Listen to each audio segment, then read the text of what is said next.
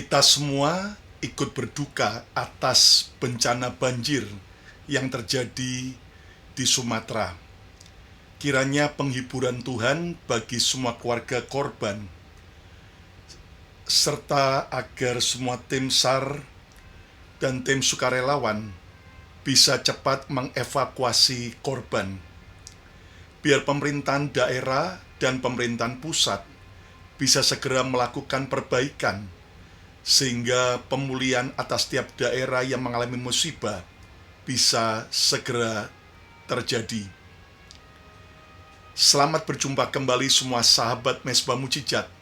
Salam sukacita, salam kebahagiaan, dan salam mujizat. Senang sekali hari ini saya Pastor Lukas Kusuma secara live boleh melayani saudara dari kota Philadelphia, Pennsylvania di Amerika. Dimanapun Anda menyaksikan program ini, doa saya biarlah kita makin cinta dan mengandalkan Tuhan. Apapun musim yang sedang kita hadapi hari ini, percayalah bahwa Tuhan tetap setia dan tetap adil dalam kehidupan kita. Jika Anda diberkati oleh program ini, jangan lupa Anda share dan juga Anda komen yang baik, serta pencet like-nya, jempolnya, serta subscribe YouTube channel Bethany Miracle Center. Hari ini saya mau menyampaikan sebuah renungan berkenaan dengan bencana kekurangan air yang terjadi di Iran, serta bencana banjir dan longsor yang terjadi di Sumatera. Di manakah keadilan Tuhan? Di dunia ini ketika bencana datang, secara refleks, sikap manusia selalu sama, yaitu menyalahkan Tuhan. Manusia segera bertanya, di mana keadilan Tuhan? Mengapa tidak ada air di Iran? Sungai-sungai menjadi kering, hujan tidak turun, bendungan-bendungan kering. Di mana keadilan Tuhan? Mengapa hujan yang terlalu deras mendatangkan banjir besar dan longsor di Sumatera? Mengapa rumah-rumah kami tenggelam oleh banjir dan longsor di Sumatera? Bahkan ribuan mobil yang terserak dengan bau bangkai yang menyengat karena pemiliknya meninggal di dalam mobil. Tetapi hari ini, mari kita berhenti menyalahkan Tuhan. Tuhan memberi kita tanggung jawab yang harus kita kerjakan, bukan sekedar sibuk menyalahkan Tuhan, keadaan, dan orang lain. Ingatlah bahwa semua orang harus bertanggung jawab terhadap kehidupannya sendiri. Ayo coba ketik, katakan, saya harus bertanggung jawab. Mari kita belajar dari jawaban yang Alkitab katakan buat kita. Saya tertarik untuk membaca dan membahas dari satu ayat dalam kitab Wahyu 15 ayat yang ketiga. Dan mereka menyanyikan nyanyian Musa, hamba Allah, dan nyanyian anak domba. Bunyinya, besar dan ajaib segala pekerjaanmu, ya Tuhan Allah yang Maha Kuasa. Adil dan benar segala jalanmu, ya Raja segala bangsa. Dari ayat ini, izinkan saya menyampaikan beberapa kebenaran yang bisa menjawab di mana keadilan Tuhan. Kebenaran yang pertama, Tuhan itu adil dan benar. Ayat ini mengatakan adil dan benar segala jalanmu ya Tuhan. Tuhan itu adil dan benar. Inilah kebenaran yang tidak bisa dibantah. Ayat ini menegaskan dua karakter Tuhan yang saling melengkapi, yaitu adil dan benar. Adil Tuhan memberi kepada setiap orang sesuai dengan apa yang mereka lakukan, sesuai dengan jatah yang mereka sanggup. Manusia harus menanggung resiko sendiri dan harus bertanggung jawab terhadap setiap keputusan dan setiap tindakannya. Ibarat orang yang berjalan, ada jalan yang baik, tapi dia memilih jalan di tepi jurang, lalu dia jatuh. Harusnya dia sibuk untuk memperbaiki diri. Namun sayangnya orang itu justru sibuk menyalahkan jurang dan menyalahkan Tuhan. Kenapa aku sampai jatuh? Padahal ada alternatif jalan lain, bukan di tepi jurang. Nah, ini gambaran bahwa seringkali kita manusia begitu mudah menyalahkan dan menuduh Tuhan tidak adil. Ayat ini menegaskan Tuhan itu adil.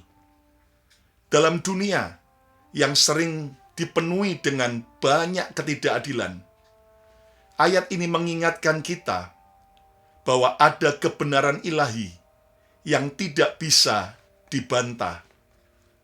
Tuhan tidak pernah tertidur.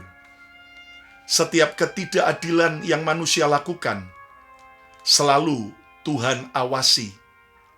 Dan setiap air mata yang jatuh, akan Tuhan balas dengan pembelaan yang sempurna. Tuhan adalah hakim yang sempurna. Tidak ada satupun tindakan manusia yang luput dari penglihatannya. Apapun yang diterima manusia, pasti merupakan hasil dari keputusan serta tindakan manusia itu sendiri. Kalaupun mungkin ada orang lain yang telah bertindak salah, tetap percaya Tuhan itu adil, dan pembalasan dan pembelaan Tuhan pasti akan tiba. Ayat ini mengatakan Tuhan bukan hanya adil saja, tapi Tuhan juga benar. Ayo yang percaya coba ketik Tuhan adil dan benar. Benar artinya bahwa Tuhan berjalan di atas kebenaran yang absolut. Segala keputusan, segala jalan dan rencana Tuhan itu sempurna. Bahkan ketika mata manusia belum mampu memahami, percayalah Tuhan itu maha benar dan tidak ada kecurangan yang Dia lakukan. Kebenaran Tuhan bukan hanya sekedar omon-omon, tetapi fondasi kuat yang menopang seluruh ciptaannya. Orang jahat mungkin tampak menang hari ini, tetapi di tangan Tuhan tidak ada kejahatan yang abadi. Keadilannya dan kebenarannya akan menegakkan yang benar tepat pada waktunya.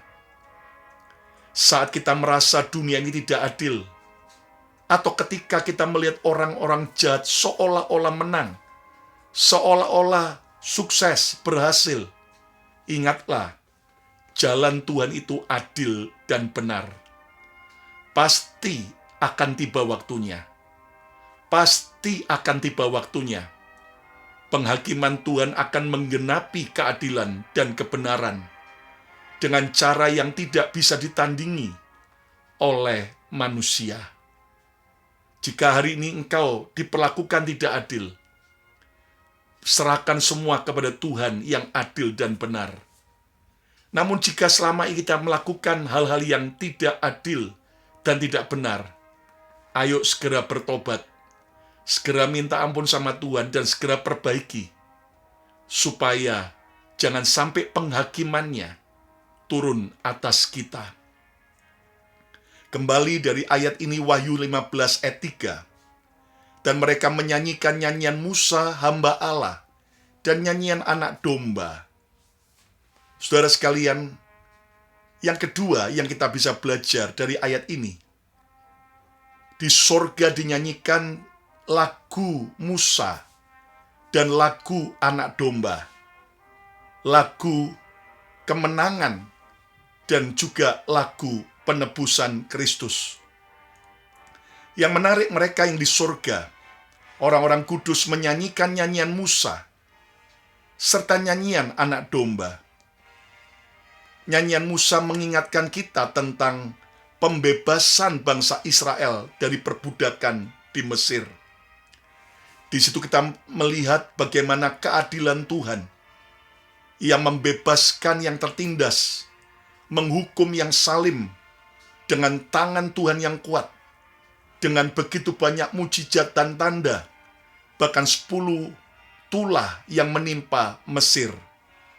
Saudara sekalian, namun yang menarik, yang dinyanyikan di ayat ini di sorga bukan hanya nyanyian Musa yang merupakan pembelaan Tuhan yang nyata, tetapi juga dinyanyikan nyanyian anak domba yang membicarakan tentang Yesus Kristus, kemenangannya di kayu salib. Disinilah terlihat kebenaran Tuhan yang menegakkan keadilan melalui pengorbanan yang sempurna. Ternyata kita bisa belajar mengapa tidak hanya dinyanyikan nyanyian Musa, kenapa tidak hanya dinyanyikan nyanyian anak domba, tapi kenapa ayat ini mengatakan dinyanyikan di surga nyanyian Musa dan nyanyian anak domba.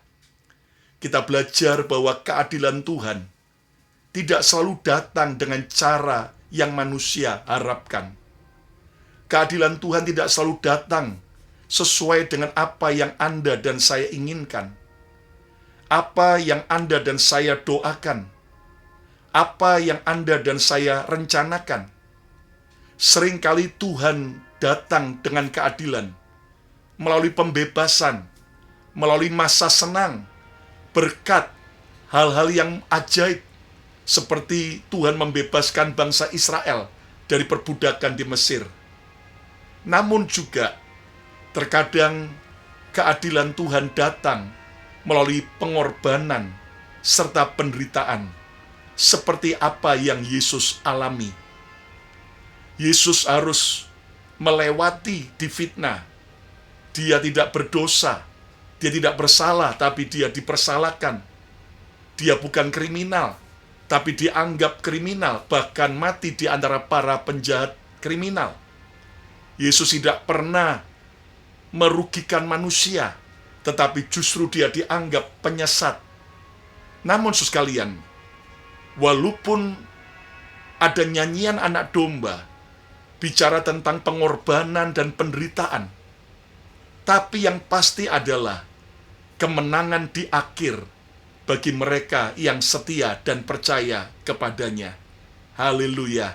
Hari ini, keadilan Tuhan bisa datang dalam nyanyian Musa, ketika dia membebaskan menjawab doamu dengan mujizat. Tapi ada kalanya keadilan Tuhan juga datang dengan nyanyian anak domba, melalui pengorbanan, melalui penderitaan, seperti Yesus di kayu salib. Namun jangan gentar, jangan takut. Semua ujung-ujungnya mendatangkan kebaikan. Ketika orang benar ditindas, ketika kita sudah berbuat baik, tetap dianggap salah, percayalah Tuhan itu pasti akan tiba waktunya menegakkan keadilan dan kebenarannya. Yang percaya, katakan, aku percaya pembelaan Tuhan. Hari ini, jangan ragukan akan cara Tuhan memberi keadilan buat saudara. Mungkin kau diperlakukan tidak adil di tempat pekerjaan. Mungkin kau dibully di masyarakat. Tetapi terus percayakan kepada Tuhan. Tetap kita harus berani speak out, speak up, berani berbicara. Tetapi selebihnya, belajar nyanyikan nyanyian keadilan Tuhan. Nyanyian Musa, nyanyian anak domba, yang adalah gambaran bahwa aku percaya ada kalanya Tuhan memberi keadilan melalui hal yang baik, pembebasan, kesenangan, mujizat. Tetapi kalau Tuhan izinkan aku harus melewati nyanyian anak domba, yaitu pengorbanan, penderitaan, jalan salib, aku percaya ujung-ujungnya pasti mendatangkan kemuliaan. Yang percaya katakan, aku percaya. Yang ketiga, kembali dalam Wahyu 15 ayat yang ketiga. Dan mereka menyanyikan nyanyian Musa, hamba Allah, dan nyanyian anak domba bunyinya. Besar dan ajaib segala pekerjaanmu, ya Tuhan Allah yang Maha Kuasa. Adil dan benar segala jalanmu, ya Raja segala bangsa. Ayat ini ditutup dengan kalimat, ya Raja segala bangsa. Artinya bahwa Tuhan yang mengatur setiap sejarah kehidupan kita manusia. Ayat ini menutup dengan ya Raja segala bangsa. Tuhan bukan hanya adil dan benar, tetapi Ia juga berdaulat. Tidak ada kekuatan politik, tidak ada kekuatan sosial atau budaya yang bisa melawan kehendak Tuhan. Setiap peristiwa dalam sejarah manusia, baik suka maupun duka, berada di bawah pengaturannya. Bahkan hal-hal yang tampaknya kacau, hal-hal yang tampaknya buruk, pada akhirnya akan tunduk kepada keadilan dan kebenaran Tuhan. Yesaya 30 ayat 18 berkata, sebab Tuhan adalah adil. Tuhan adalah Allah yang adil. Tuhan tidak sekedar memiliki keadilan, namun Tuhan adalah keadilan itu sendiri. Saat kita merasa hancur oleh karena ketidakadilan manusia, Tuhan berkata, tunggu nak, tunggu aku akan bangkit membelamu. Hidup kita bukan kebetulan. Bangsa dan sejarah dunia tunduk kepada rencana Tuhan yang adil dan benar. Saat kita menyerahkan diri sepenuhnya kepada Yesus, kita akan menjadi bagian dari kemenangan besar yang sudah ditulis oleh Raja segala bangsa. Yang percaya katakan amin. Saudara, ayo kita percaya, Dia Raja segala raja. Dia Raja segala bangsa. Saya mengalami begitu banyak hal-hal yang sepertinya menyakitkan, sepertinya ditinggalkan, sepertinya dikecewakan. Namun saya tetap melihat ketika tiba waktu Raja segala bangsa itu, Yesus, datang menolong, membela, dan membenarkan. Maka apa yang kita tidak pernah duga akan Dia kerjakan. Yang keempat, apa aplikasi bagi hidup kita? Kalau Tuhan kita adalah Tuhan yang Maha Adil dan benar, maka kita harus hidup di jalan keadilan dan di jalan kebenaran. Hiduplah di jalan keadilan dan di jalan kebenaran. Saudara, percayalah bahwa Yesus yang berkata, Akulah jalan, kebenaran, dan kehidupan. Percaya tanpa ragu bahwa Tuhan selalu adil saat dunia tampak tidak adil. Keyakinan kita harus melekat kepada karakter Yesus, kepada karakter Tuhan, bukan kepada situasi dan keadaan yang sementara. Percayalah tanpa ragu kepada Yesus Raja segala raja yang adil dan benar. Hiduplah benar di bumi. Jika Tuhan itu benar, maka kita dipanggil untuk mengikuti teladannya dalam kehidupan sehari-hari. Hiduplah dalam integritas, dalam kejujuran, dan keadilan adalah cermin dari jalan Tuhan di bumi ini. Yesaya 61 ayat 8 berkata, sebab aku Tuhan mencintai keadilan. Tuhan mencintai keadilan. Ayo coba ketik katakan, Tuhan cinta keadilan. Jika Tuhan mencintai keadilan, maka Ia juga berarti membenci ketidakadilan.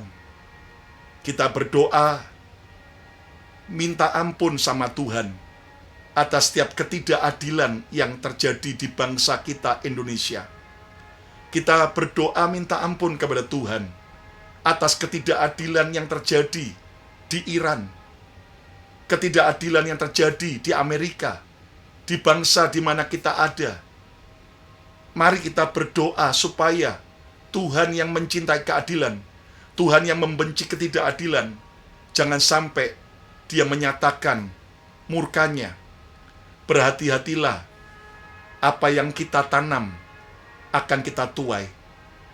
Dan Tuhan memastikan bahwa setiap tuaian itu adil. Itu sebabnya stop menabur yang buruk, stop menanam yang jelek. Mulai sekarang tanamlah, taburlah yang baik. Dan percayalah, akan tiba waktunya kita akan menuai hal yang ajaib. Lalu kita juga perlu bersyukur dalam segala keadaan. Seperti tadi nyanyian Musa, nyanyian anak domba. Dalam keadaan apapun, belajar memuji Tuhan, bersyukur dalam segala keadaan. Segala pekerjaan Tuhan besar dan ajaib. Patut kita syukuri. Bahkan di tengah penderitaan pun, itu bisa menjadi sarana untuk kita bisa bersyukur dan percaya akan pertolongan Tuhan. Saudara, Tuhan adalah hakim yang tidak pernah salah. Dia raja yang berdaulat atas sejarah. Dan Dia adalah penebus yang menegakkan kebenaran melalui kasih-Nya. Tidak ada jalan manusia yang dapat menentang keadilan-Nya. Dan tidak ada tipu daya yang bisa mengalahkan kebenaran Tuhan. Siapa yang bersandar kepadanya tidak akan pernah kecewa, karena Ia adalah Allah yang adil dan benar, selalu, selamanya, dan untuk semua bangsa. Roma 2 ayat yang ke-6, Tuhan akan membalas setiap orang menurut perbuatannya. Tuhan tidak memakai standar ganda. Ia membalas setiap orang sesuai perbuatannya, bukan sesuai dengan apa yang mereka tampakkan. Di hadapan Tuhan tidak ada topeng yang bisa bertahan. Hari ini, ambillah keputusan, hidup kepada Tuhan yang adalah jalan kebenaran dan hidup. Itulah Yesus Kristus yang bisa menolong kita untuk kita hidup dalam kebenaran dan keadilan. Untuk kita melihat bahwa Dia tetap membela kita, bahkan di saat sulit sekalipun, Dia tetap Tuhan yang menyertai kita. Yang percaya, ayo coba katakan, aku mau percaya Yesus. Hari ini, serahkan semua ketidakadilan yang menimpa hidupmu. Serahkan semuanya itu, dan ingat Tuhan itu adalah Tuhan yang mencintai keadilan, tapi membenci ketidakadilan. Akan tiba waktunya, Dia akan mengubah air mata saudara menjadi sebuah kemenangan dan sukacita. Kalau engkau adalah seorang yang dianiaya karena imanmu kepada Yesus, engkau mungkin sudah hidup benar, melakukan yang benar, tapi engkau dibenci, dimusuhi di tempat pekerjaan, di komunitas. Kuatkan hati, tetap setia, tetap berintegritas, dan tetap berkata, Yesus adalah pembelaku. Siapa hari ini mau mengalami keadilan dan pembelaan Tuhan? Mari angkat kedua tanganmu, saya mau berdoa. Terima kasih Tuhan buat kebenaran firman yang kami belajar. Sekali lagi Tuhan, kami berdoa buat Iran. Kami berdoa buat Sumatera, buat Indonesia. Ampuni setiap ketidakadilan yang terjadi selama ini. Biar belas kasihan-Mu Tuhan menolong Iran, menolong Sumatera, Indonesia. Dan biar Tuhan pemulihan demi pemulihan segera terjadi.